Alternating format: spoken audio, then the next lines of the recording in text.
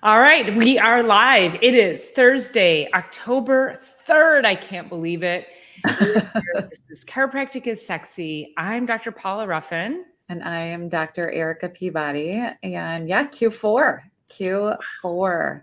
Wow. Coming in hot. Coming in cold. Coming in cold. Coming in hot. It's warm. Actually, I keep wearing the wrong stuff to work. So I'm up at 6:30 or 7 with the dogs, and I'm out, and it's a certain temperature when I'm out there, and then I dress according to that. And then I'm like, I have way too many clothes on by the afternoon. Way too many clothes. Well, I think it was Tuesday. I got up. First thing I do also is I go outside, and I got up Tuesday and I walked outside and I sat down, and it was like balmy. Like it felt like an early June morning. Yeah. And I was like, oh, this is nice. And then it dropped 20 degrees by the time I left the office. I was like, okay, now it's freezing. Yeah. I went in. So my Tuesday hours are 1 to 5. And I went in and I was, like stripping clothes off. I was so warm. And then by the time I left there, it was like, I don't know, 50 degrees or something. It was like 75 down to 50 and just a couple of it was crazy. Mm-hmm. Yeah. And it's hard to I find myself constantly messing with the thermostat during the day. I'm like, wait a minute. I think I need the air conditioning on right now. Wait, no, I think I need the heat on. Like it's the hardest time of year to gauge what you need for your indoor temperature. I know. I actually, this morning I was trying not to, but I did have to eventually turn a little tiny bit of heat on just to take the edge off. So yeah, we're to that time and the colors are changing and it's so beautiful. It's just beginning though. So it's really great. Wherever you're listening from, hopefully you're catching this and you can look out your window and see some beautiful colors too. Yeah. Yeah. I mean, we talk a lot about change and really, I think the one of the biggest conversations that I'm having now with my patients is just respecting the change, respecting the time of year, respecting what your body needs. Really, this is even more important now to start prioritizing sleep again. Mm-hmm. As we move into the darker days, it's so important that we, don't try to force yourself to stay up till 10 o'clock, just like you did in the summer. It was easy to do that in the summer. Right. I always tell my patients, I'm like, we're all solar powered. And they're like, your building is solar powered. I'm like, no, as humans, we're solar powered. And that's why I love so much about Michigan is that we get all the different seasons and there's different flavors per each season. And I don't mean pumpkin spice flavor. I just mean like a flavor of life. There's an ebb and flow. And I think when we can respect that, I am actually noticing, and I don't necessarily have allergies, so to speak, but I am just noticing like a lot of reaction to the atmosphere when I walk outside, and my eyes today they just like my eyes need a drink of water today. I could pour this glass of water right into my eyeball right now. That's what it feels like. I don't know why they're so dry, so dry. I'm feeling that too, but also I had pink eye. So it's feeling also a little dry, but both eyes are feeling dry. Like Mr. Sandman came and just, dumped the sand in my eyes. So, so hey, if you are watching, go ahead and hit the thumbs up button for us. Leave a nice comment. We would love to hear from you and answer any of your questions you might have with regards to health, wellness, chiropractic, and, how do you manage as we start to move into this new season? And I named this episode Silent Health Issues Connecting the Dots, because these are things also that as we start to move into the change of season, that we don't recognize when things are happening to our bodies, and we're ignoring these signs of what's happening. And then we're not actually connecting the dots of like, this is happening because this thing's happening. And I mentioned to a patient this morning, I said, listen, if you are taking anything over the counter, Advil, Tylenol, whatever it is, even once a week, thinking that that's okay, like there's a problem. You have to wake up to that. The question is, why do you feel you need to take that?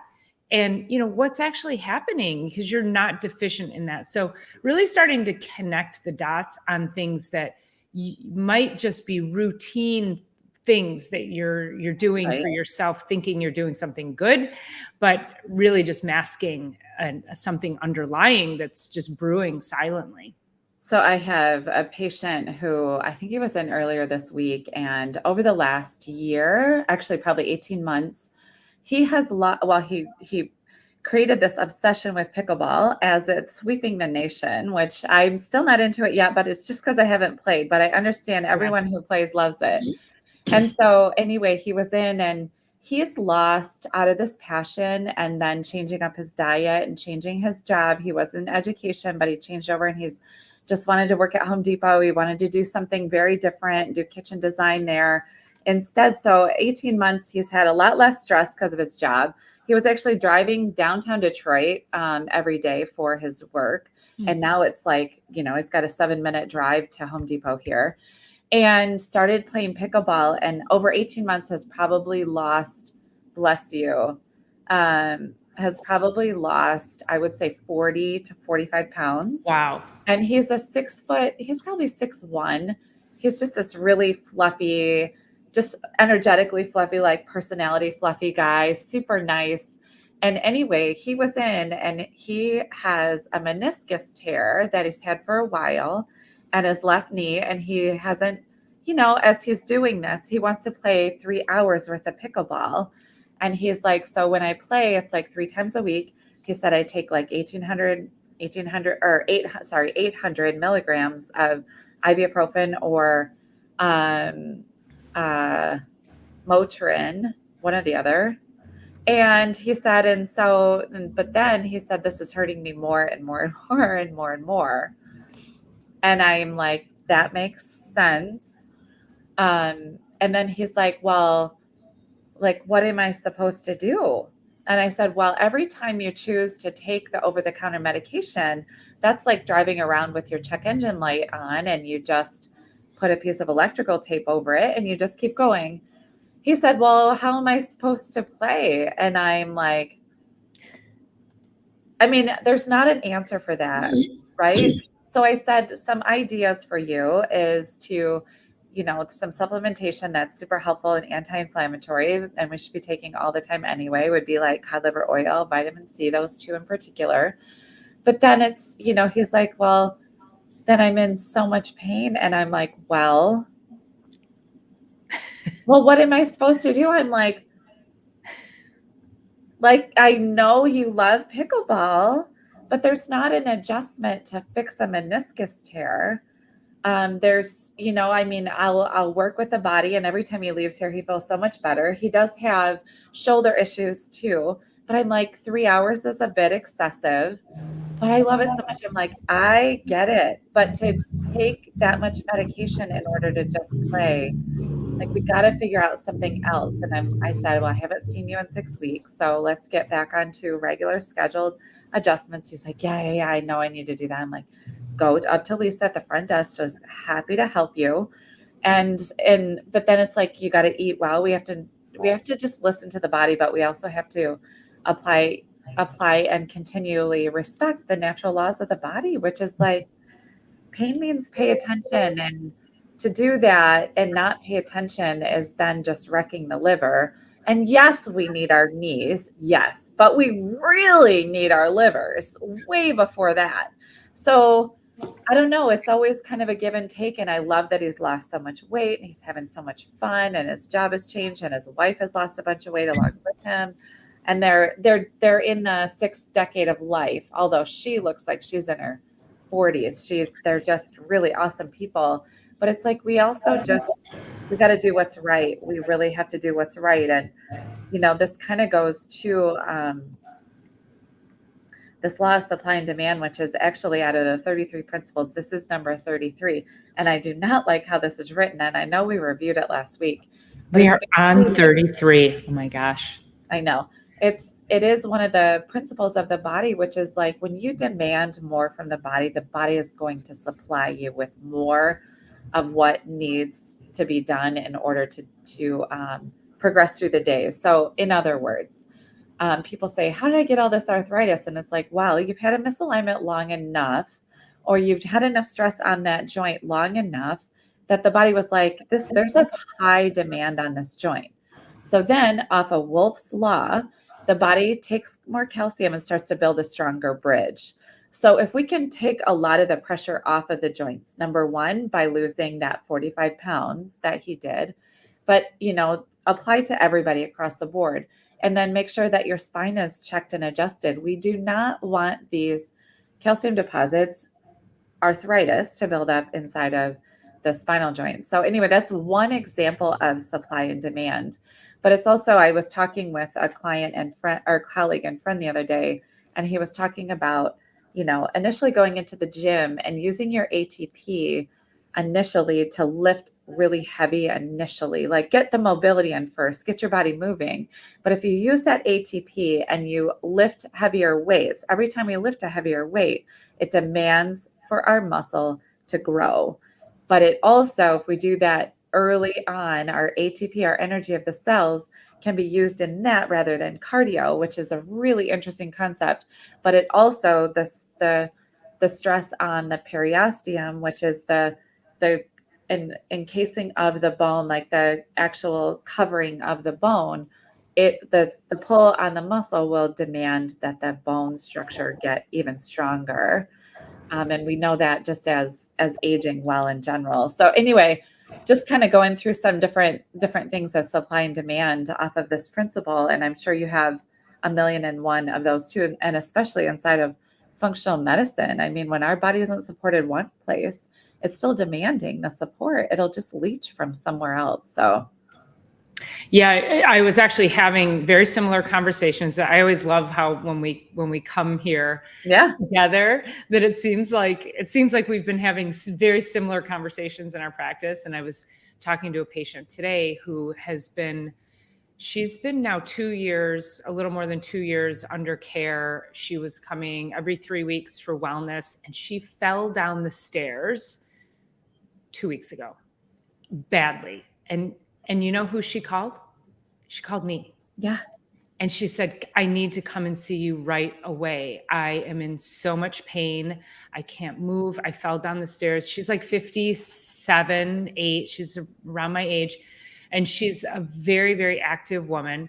And I said, absolutely, get right in here. So we retook her x-rays, did a full exam, because again, she's been under my care for a long time. This isn't you just come in and get cracked situation. So here, this goes two ways, right? We have these new people who don't understand what it means for us to make sure that we're doing the right thing to and for the human body through complete examination, evaluation, and then making sure we're finding the right level of care for it.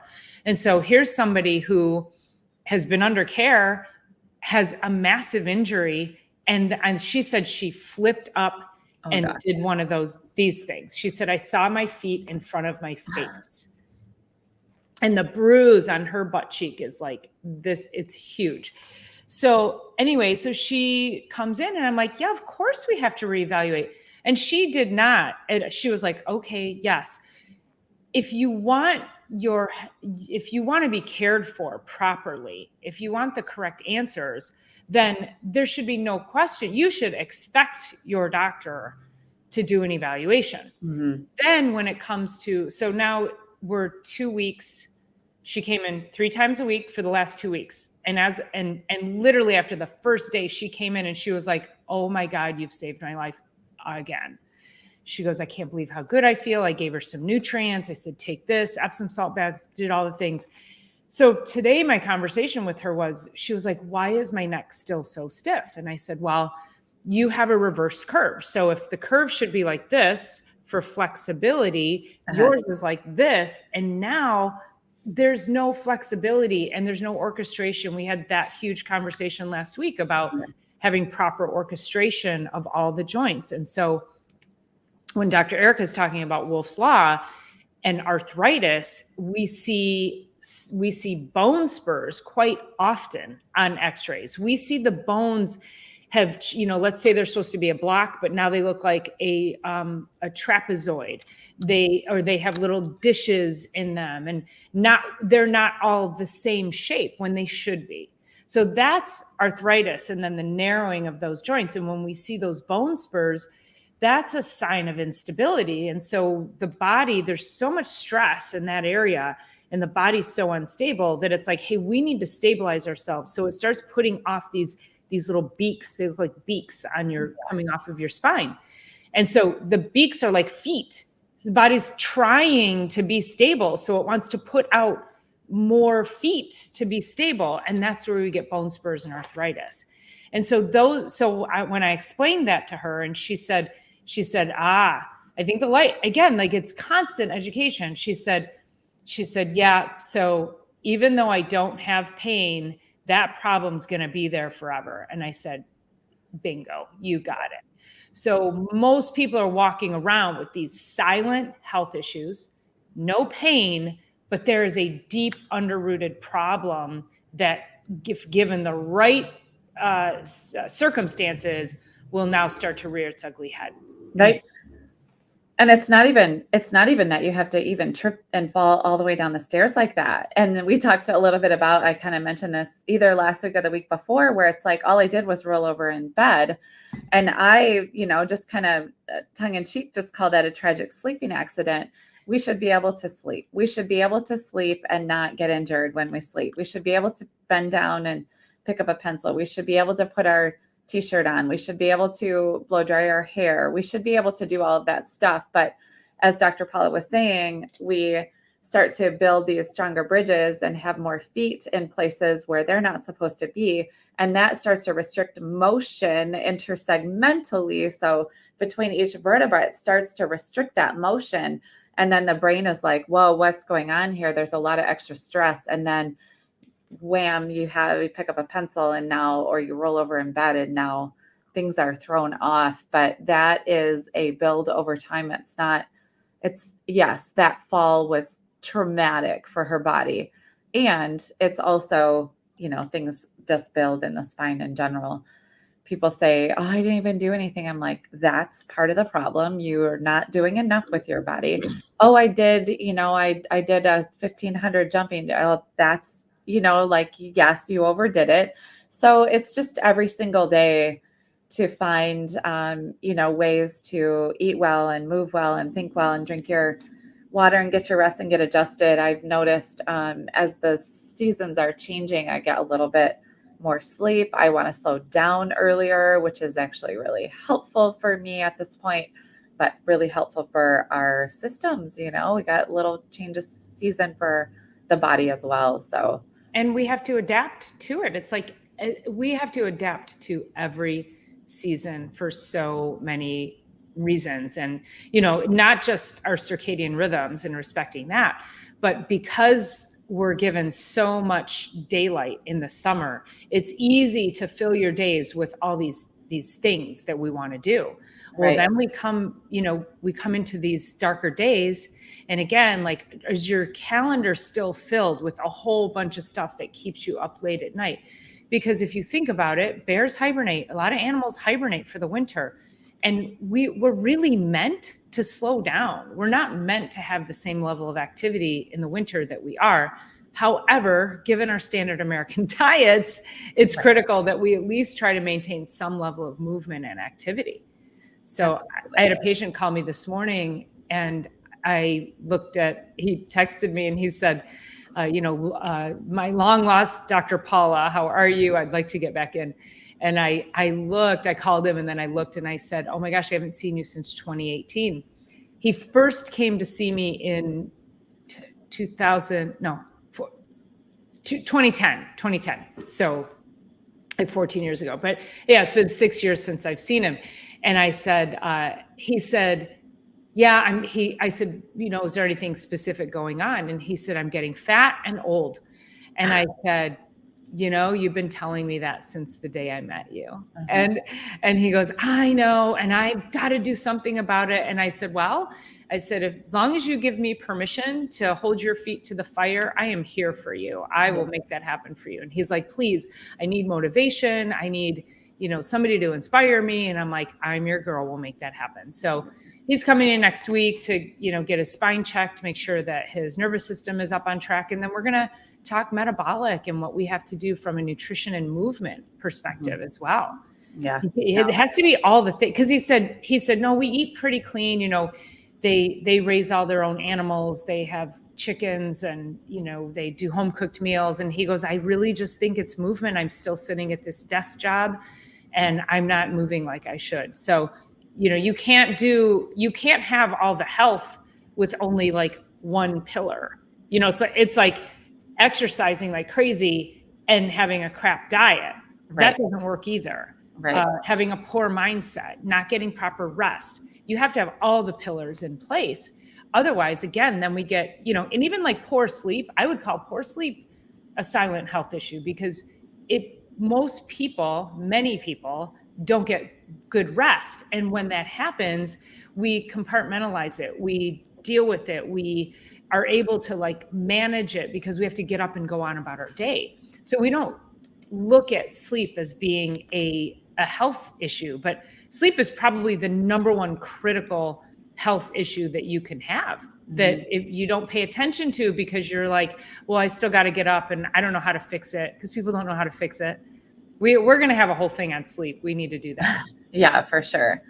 For sure. That's really where our body recovers and our immune system is boosted and all of our organs go through a certain level of detox and reset at night. And I actually feel like I wish there was a way to knock myself out for like 48 hours. I feel like I am behind and it does have a lot to do with the season.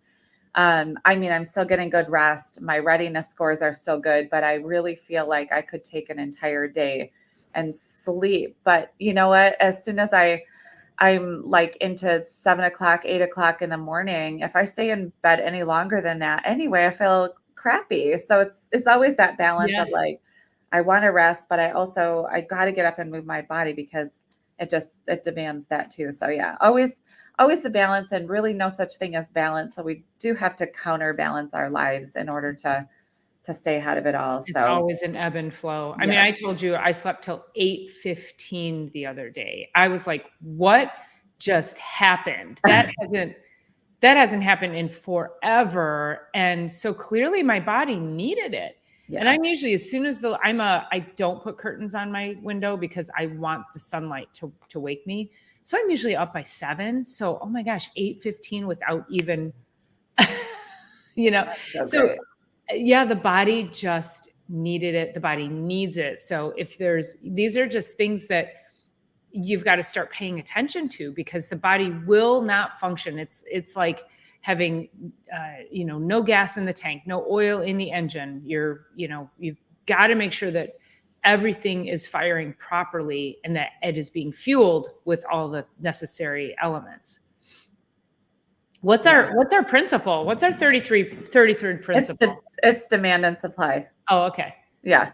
So I'll read it, but it reads very strange. So the law of demand and supply is existent in the body in its ideal state. So if we just left it there, that would be fine.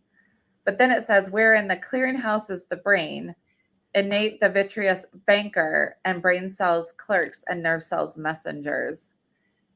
Yeah. I think that's probably, if I had to guess, and if we looked up all the languaging, they're probably putting those, like the bankers are the messenger, the tellers are the messenger, whatever, right? They're probably saying, like prioritizing the different levels of the nervous system would be my thought. Yeah, they just really went for it with that one. I don't know. Yeah.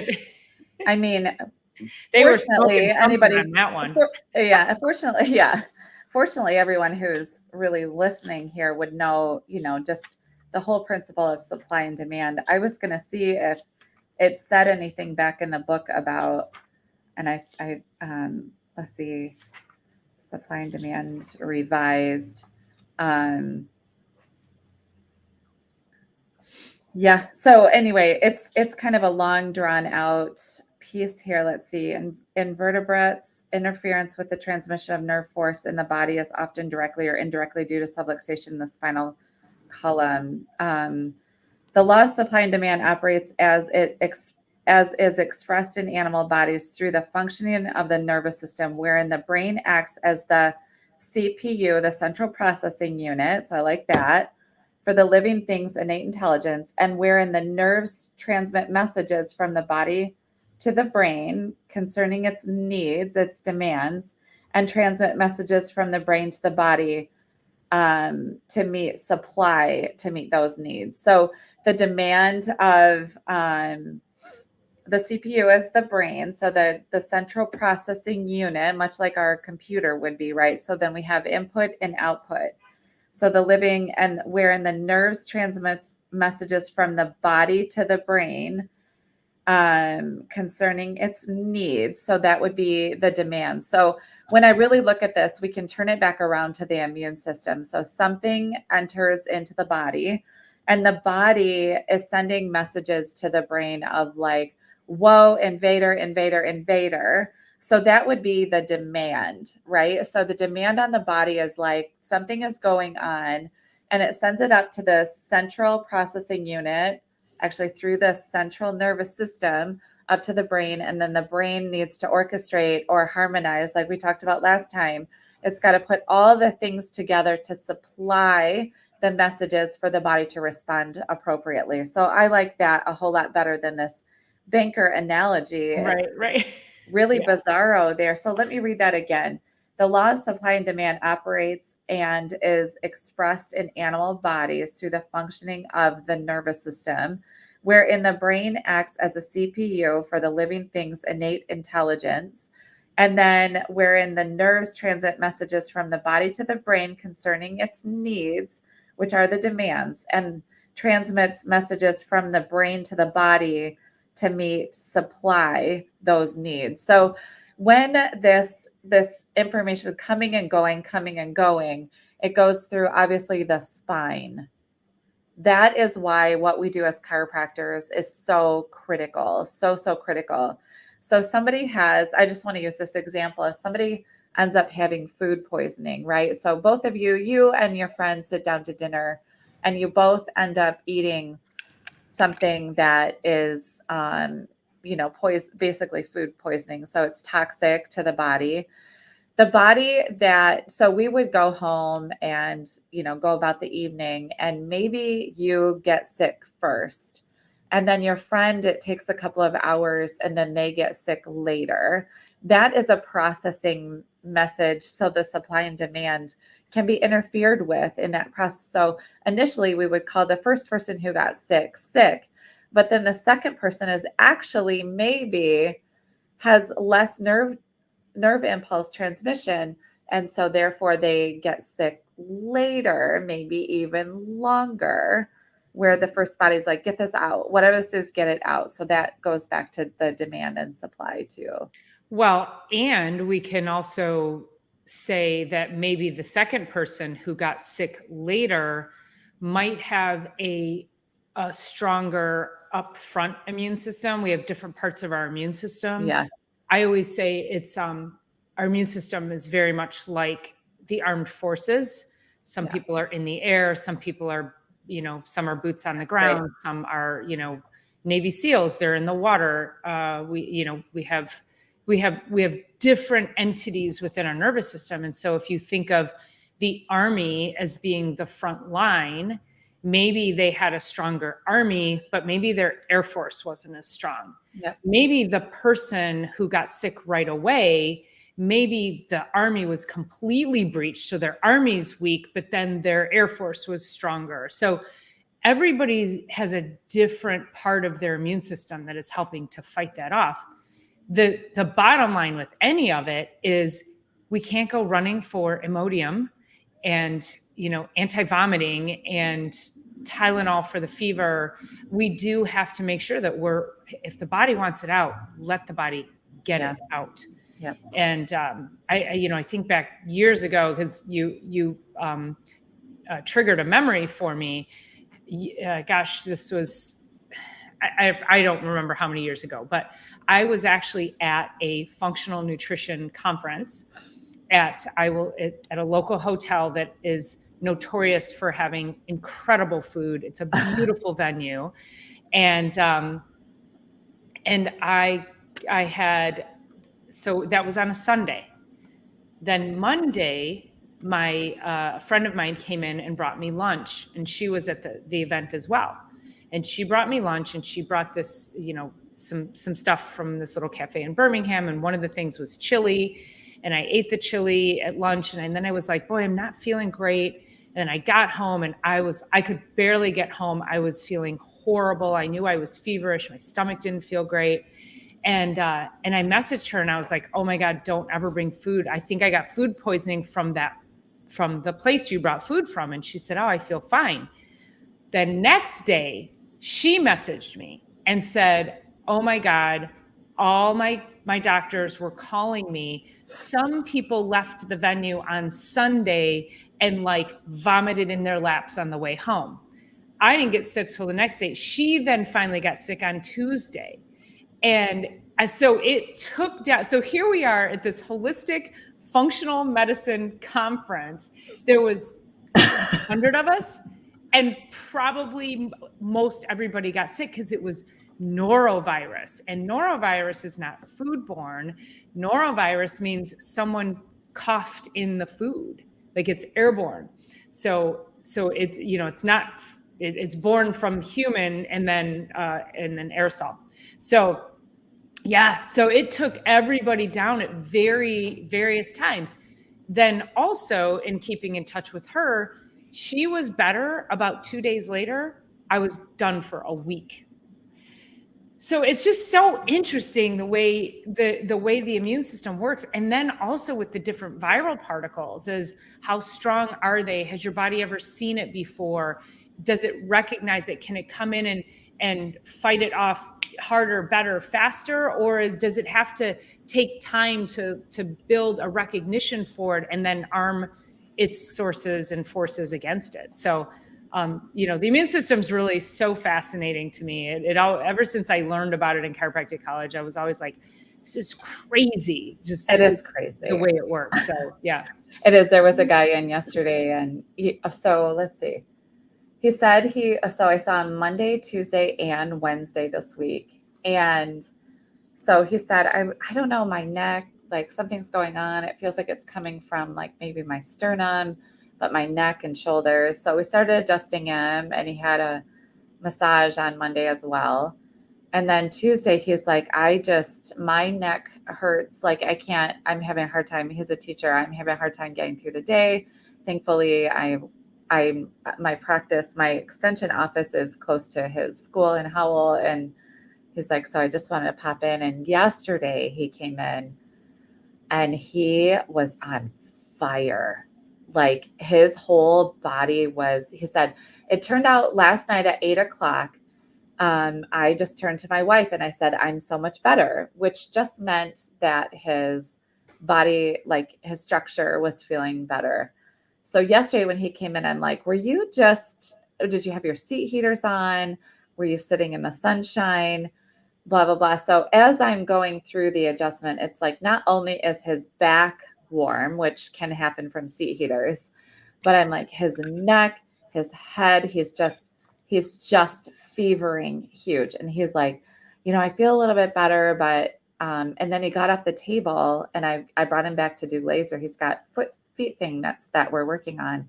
And I'm like, listen, I know a fever when I feel it. And when your body is doing this, I said, it's more than likely what started being stored up in the neck as a virus of some sort. Of course, he's a teacher. They haven't been sick yet in the family this fall. I know them well enough to know that.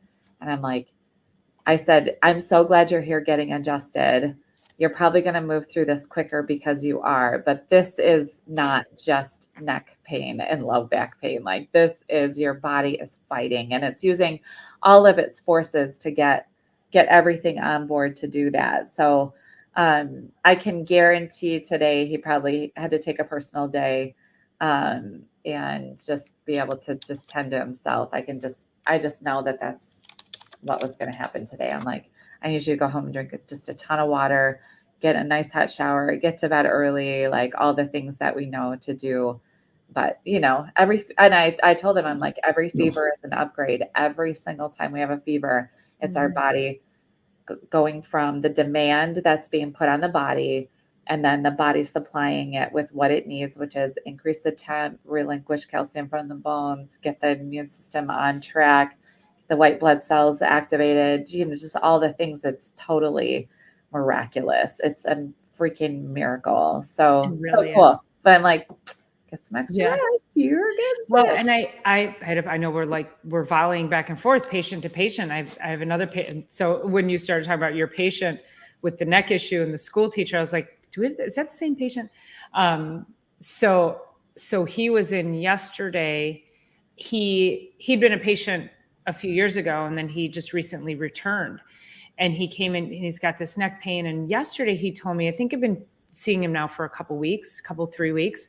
And yesterday he told me, he said, and he's like, you can see the stress in his eyes. And, he's like, doing this, he's like, yeah, my neck. He goes, the adjustments are definitely helping, but he kept doing this, like almost as if to, and we watch for signals. Okay. Yeah. So almost as if to like recreate pain, pulling the head down, and pulling the head down like this is it's actually a neurologic test. Is it orthopedic or neurologic? It does all the things. Yeah. It causes tension on the spinal cord.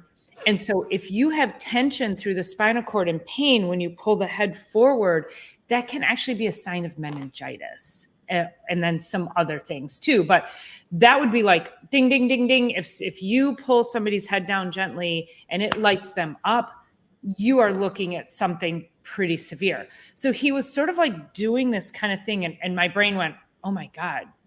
But I did the test, when I evaluated him 2 weeks ago, and he didn't light up from that. He was like, it's stiff and sore, which is super common.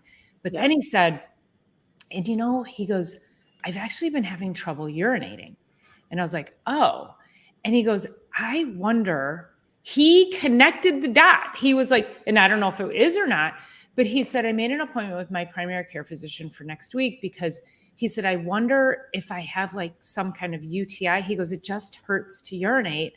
And he goes, and I think, and he just kept doing this thing with his head, like recreating this pain that he's like connecting to, maybe he's got an infection.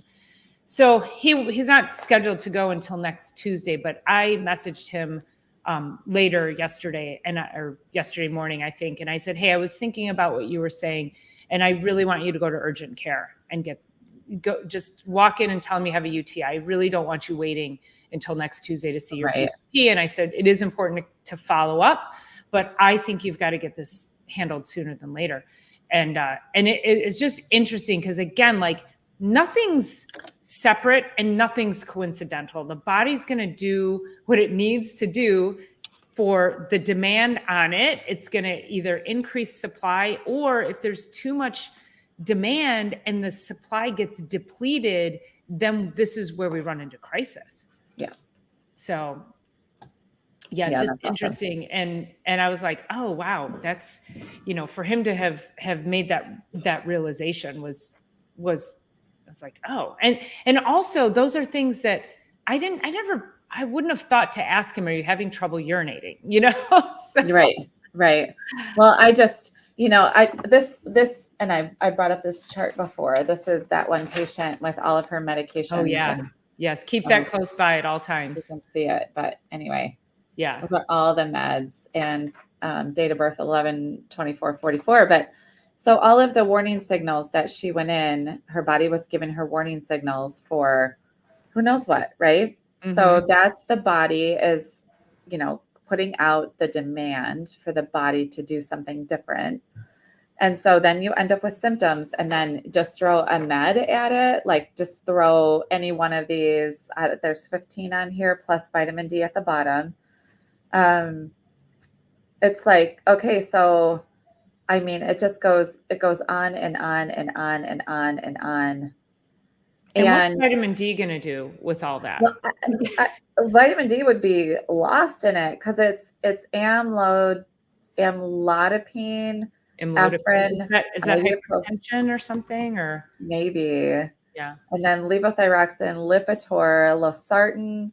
Oh my God, those are all heart medications. Meloxicam, metoprolol, mirtazapine, She's on like 6 different high blood pressure medications. Yeah, pregabalin, spironolactone. I can't even pronounce it. Yeah. Tramadol, trazodone. Is she actually in pain to be on tramadol and trazodone? I think this is all causing her pain. Oh yeah. Oh my God. She's been on this for a really, really long time. Like all of these, most of them came prescribed on 10/5/2021. Actually, every single one of these was prescribed. So she's 135 pounds, and then it has her prescription date.